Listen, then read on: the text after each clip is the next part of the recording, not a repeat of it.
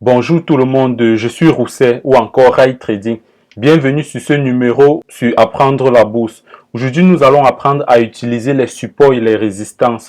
Dans notre première vidéo, vous vous rappelez bien que nous disions que les marchés évoluent soit en trading range, soit en tendance haussière, soit en tendance baissière.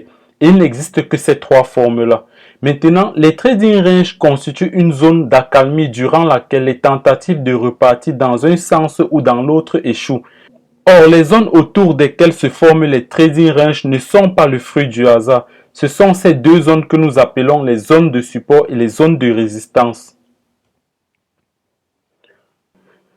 Un support peut être défini comme un niveau qui soutient le marché et sur lequel le marché s'est posé à de nombreuses reprises par le passé. Alors qu'une résistance est un niveau contre lequel le marché a buté à plusieurs reprises.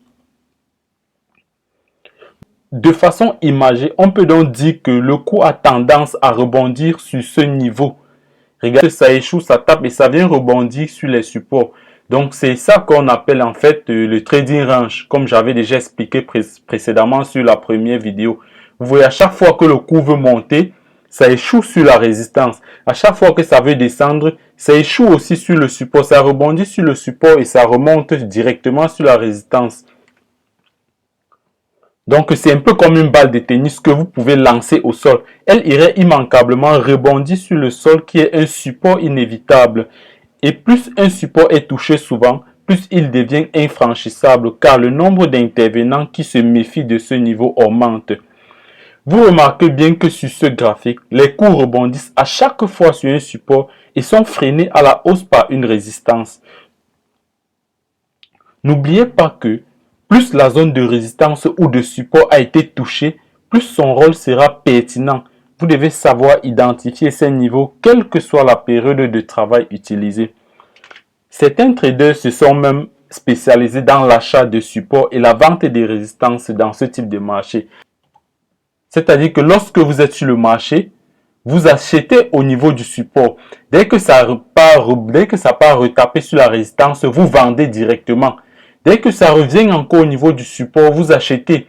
Ça repart, vous vendez. C'est ainsi que certains traders se sont spécialisés. Eux, c'est tout ce qu'ils passent la journée à faire. Juste identifier. Dès que ça part sur le support, ils achètent. Dès que ça repart sur la résistance, ils vendent. Donc, c'est en fait une technique, c'est une stratégie. Quelqu'un peut se spécialiser uniquement dans ce domaine-là. C'est-à-dire, il utilise juste les supports et les résistances. Nous allons prendre l'exemple de l'action Nokia. Regardez par exemple l'action Nokia. C'est vrai que vous voyez que dans la pratique, ce n'est pas exactement, regardez, là ça part directement taper sur le support, ça revient sur la résistance et au fur et à mesure. Mais dans la pratique, comme vous voyez sur l'action Nokia, ça peut ne pas arriver. Vous voyez un peu comme sur l'action Nokia qu'on a devant nous présentement. Ça peut ne pas arriver directement sur le support, ça peut juste arriver. Ça arrive juste à côté du support et ça repart comme ici, vous pouvez voir ici là. Ça n'arrive pas directement sur le support. Il y a les traders qui sont juste spécialisés dans ça. C'est-à-dire que lorsqu'il a vendu peut-être ici, lorsqu'il a acheté peut-être ici, dès que ça veut remonter, il sent que ça veut rebaisser, il vend.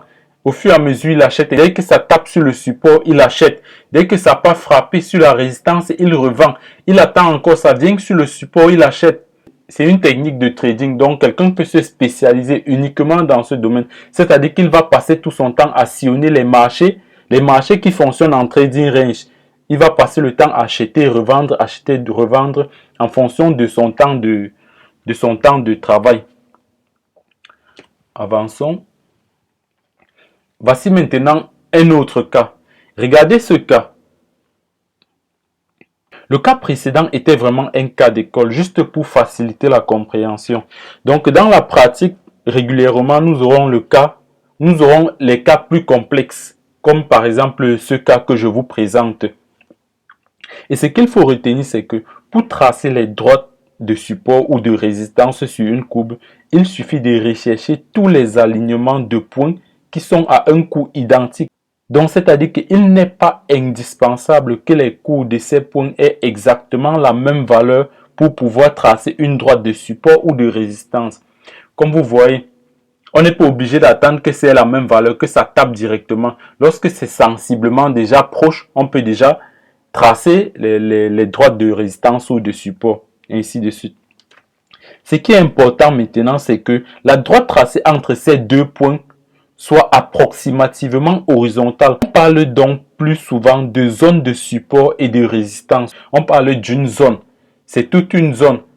Ce n'est pas la valeur. Donc on parle d'une zone. On ne peut pas avoir une valeur. On ne peut pas par exemple dire que la résistance est à 100. Non, on va dire la résistance est à la zone de 100. Vous voyez un peu donc que ce n'est pas une valeur exacte. Résistance ou support, ce n'est pas une valeur exacte. Dans la pratique, nous avons cet exemple de Microsoft en daily. Vous voyez bien que ce n'est pas comme le cas que j'ai dessiné, que j'ai tracé là. Vous voyez que ça frôle, ça n'arrive pas exactement sur le support. Dès que c'est proche, on peut déjà tracer une zone de support, une zone de résistance. Vous voyez, ça repart, ça essaye de partir, ça revient, ça frappe sur le support, ça part, ça tape sur la résistance, ça revient. Et ainsi de suite, c'est comme ça que les marchés fonctionnent dans la pratique. Donc, on n'est pas obligé d'attendre que ça vienne frapper sur la résistance ou encore sur le support avant de pouvoir tracer une zone de résistance ou de support. Maintenant, parlons de l'alternance de polarité. Vous savez, aucun support n'est vraiment infranchissable. Si le marché est inscrit en baisse vigoureuse, il le traversera de façon insignifiante et continuera sa descente vers le prochain palier qui jouera peut-être son rôle de support ou qui sera à son tour franchi allègrement. Rappelez-vous qu'en matière de trading, tout est question de probabilité. C'est qu'il est par conséquent indispensable de bien connaître l'actif avec lequel on travaille. Prenez garde à ne pas vous focaliser sur un niveau précis au point près ou au centime près. C'est pourquoi on parle plutôt de zone de support. L'alternance de polarité, c'est-à-dire qu'un support franchi, par exemple, un support franchi à la baisse devient plus généralement une résistance. Comme vous pouvez bien le constater, nous avons au départ ce support. Ce support qui est franchi à la baisse. Là, le support est franchi à ce niveau à la baisse. Donc, comme vous voyez, ce support devient plutôt une résistance car les cours viennent échouer. Ça devient une résistance, ça bloque les cours de progresser. Et ça repart, on a un nouveau support qui est tracé. Vous voyez, ça repart, l'ancien support devient une résistance. Plus généralement, lorsque le support est franchi, ce support se transforme en résistance, comme le cas que vous êtes en train de voir. Et la résistance aussi est franchissable. Une résistance va généralement supporter le marché lorsqu'elle est dépassée à la hausse. En effet, les intervenants se souviennent de ce niveau et savent que les haussiers ont remporté le combat. Ils vont donc mettre à profit ce retour sur le support pour initier des positions acheteuses à faible risque. Regardez par exemple ce cas. Nous avons cette résistance et le support. La résistance qui est franchie, c'est-à-dire les coups ont traversé la résistance. La résistance n'a pas pu bloquer les coups ont traversé. Lorsque les coups traversent on a une nouvelle résistance. Et l'ancienne résistance devient plutôt un support. L'ancienne résistance, comme vous êtes en train de voir, devient un support. C'est-à-dire qu'à chaque fois, les coups viennent rebondir sur l'ancienne résistance qui est le nouveau support.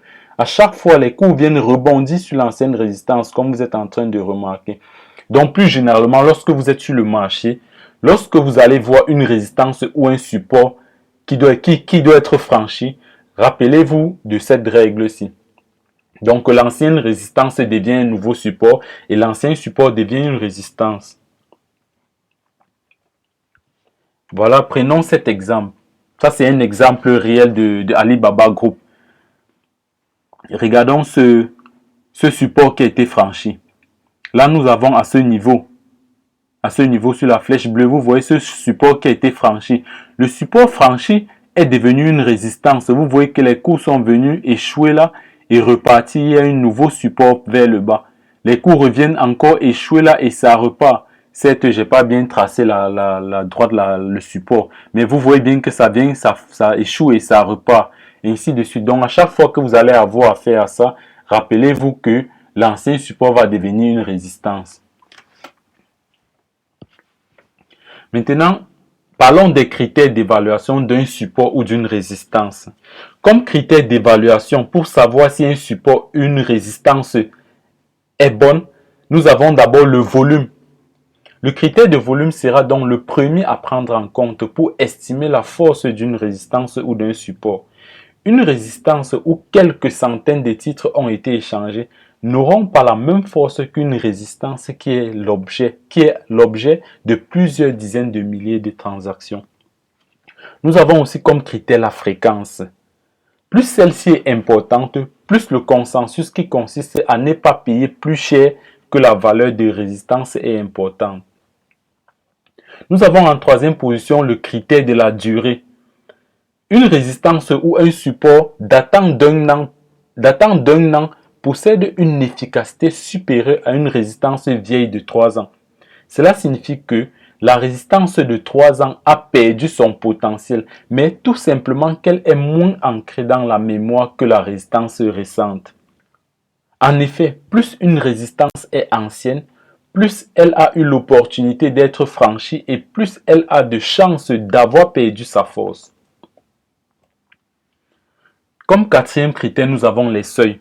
Pour qu'une résistance ou un support soit efficace, il faut également que le cours de l'action se soit suffisamment éloigné de la zone de résistance ou de support, afin que les acheteurs se rendent compte qu'ils ont effectivement commis une erreur en achetant et qu'ils soient prêts à liquider leur position dès que les cours s'approcheront à nouveau de cette zone.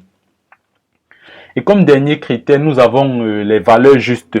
Le fait qu'une valeur atteigne un cours qui tombe juste, comme par exemple 50 ou 100, peut entraîner la création d'une résistance ou d'un support de fait. Donc, c'est-à-dire que lorsque vous avez un cours, là j'explique les valeurs justes, lorsque vous avez un cours qui se rapproche peut-être d'une valeur nette, peut-être comme j'ai pris l'exemple de 50 ou 100, lorsque vous voyez que ça tend vers la valeur nette, logiquement, vous allez considérer cette valeur nette comme un support ou une résistance. Ce n'est pas de vous, c'est une intuition. Dès que vous allez voir qu'un cours se rapproche d'un nombre exact, donc d'une valeur juste, 50, 100, 200, directement vous allez considérer cette valeur-là comme le support ou comme la résistance. Donc nous allons finir. Ce qu'il faut retenir de ce volet, de ce chapitre, bon, je vais appeler ça ainsi, c'est que une résistance s'oppose à la progression des coûts. Elle constitue un lieu où l'offre est importante et où une hausse des coûts s'inverse en baisse des coûts. Un franchissement à la hausse d'une résistance constitue un signal d'achat. Donc lorsque vous avez une résistance qui va être franchie, cela constitue plutôt un signal d'achat. Néanmoins, ce signal doit être efficace, se trouver confirmé par des volumes de transactions plus importants qu'à l'ordinaire. Plus les volumes sont importants au franchissement, plus le titre a des chances de progresser. Une valeur de résistance franchie à la hausse devient une valeur de support. Ça, on a expliqué précédemment. Un support s'oppose à la baisse du cours.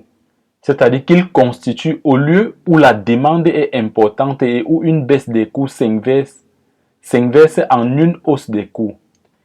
Un franchissement à la baisse d'un support constitue un signal de vente et ne nécessite pas obligatoirement de volume important pour être validé.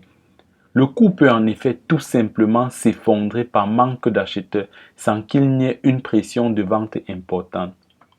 Une valeur de support franchie à la baisse devient une valeur de résistance. Ça aussi, on a très bien expliqué précédemment.